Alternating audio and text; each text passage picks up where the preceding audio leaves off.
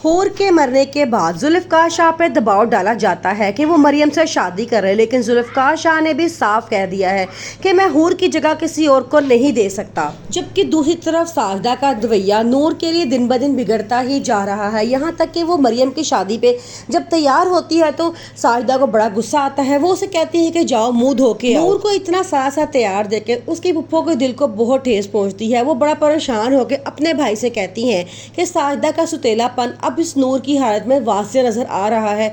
आपने उसकी जिम्मेदारी तो उठाई थी, लेकिन अपनी बेटी को इंसाफ नहीं दिला सके। सलार अपनी मामा के बहुत इसरार पर शादी पे चला तो जाता है, लेकिन वहाँ फरा उससे बहुत अटैच होने की कोशिश करती है, जिस पे उसको बहुत गुस्सा आता है और वो उसे बड़ी खड़ी खड़ी सुनाता है और कहता है कि इसीलिए मैं तुम मिडिल क्लास लोगों की शादियों पर आता ही नहीं हूँ कि तुम लड़कियाँ इस तरह की हरकतों पर उतर आती हो। जिस पे आगे से फरा उसे कहती है कि मैं तुम्हें बहुत पसंद करती हूँ और तुमसे शादी करना चाहती हूँ, और सलार से बहुत बुरी तरह ठुकरा के वहाँ से चला जाता है। जुल्फ़िकार शाह इस वक्त जज्बात और हकीकत के बीच उलझ चुका है। हूर की मौत ने उसके अंदर एक ऐसा जख्म छोड़ दिया है जो हर सांस के साथ गहरा होता जा रहा है।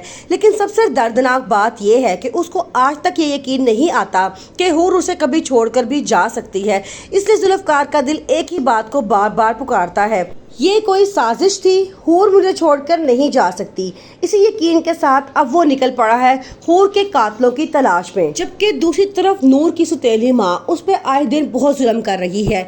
महविश के शादी पे उसके लिए सबसे आम सा जोड़ा लिया जाता है। यहाँ तक कि जब वो तैयार होकर आती है तो सब में बहुत प्यारी लग रही होती है। उसकी सुतेली मामा उसे देखती हैं तो जल जाती हैं और फौरन उसे कहती हैं कि जाके साबुन से मुंह धोकर आओ। तुम्हें किसने कहा इतना, तुम तैयार हो, तुम तो मेरी बेटी महविश से भी खूबसूरत लगना शुरू हो चुकी हो।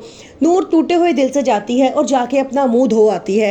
ये सब कुछ जब उसकी फुप्पो देखती हैं तो उन्हें बड़ा गुस्सा आता है और वो अपने भाई से शिकायत करती हैं कि मेरी बेभतीजी की तुम हिफाजत ना कर सके, मैं उसका रवैया अपनी भतीजी के साथ दिन ब दिन बिगड़ता हुआ देख रही हूँ और तुम कुछ नहीं कर सके।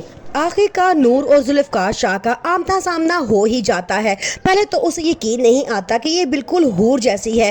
वो समझता है कि शायद हूर ही उसके सामने खड़ी है, लेकिन उसे बाद में जब उसको नूर कह के उसकी मामा बुलाती है तो वो समझ जाता है कि ये कोई और लड़की है, लेकिन हूबहू हूर जैसी ही है। जुल्फ़िकार शाह के पापा जो पहले ही चाहते थे कि जुल्फ़िकार शाह की शादी मरियम से हो जाए, वो कहते हैं कि अब जुल्फ़िकार शाह को हूर को बुलाकर अपनी जिंदगी में आगे बढ़ना चाहिए, लेकिन जुल्फ़िकार शाह अभी भी हूर की यादों में ही गुम है। दूसरी तरफ सलार शाह जो एक गुंडा और बदमाश टाइप का इंसान है, लोगों को हरासा करना, उनको तंग करना, शराब नोशी करना, सब उसकी आदत में शामिल है। उसकी मामा सब कुछ जानती हैं कि ये इस तरह का लड़का है। वो चाहती हैं कि नूर जैसी कोई अच्छी और पाकीज़ा लड़की उसकी जिंदगी में आ जाए जो शायद उसको संवार दे। नूर को जब से पता चला है कि उसकी एक और बहन है, वो बहुत बेचैन हो चुकी है।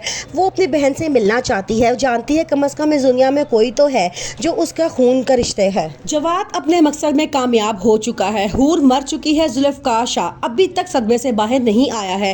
अब वो पूरी तरह से टूट चुका है। सब उसको हौसला देते हैं, लेकिन उसकी हालत मजीद खराब से खराब तर होती जा रही है। दूसरी तरफ नूर पे भी ये हकीकत जाहिर हो चुकी है कि नूर इस दुनिया में अकेली नहीं है, बल्कि उसकी एक जुड़वा बहन है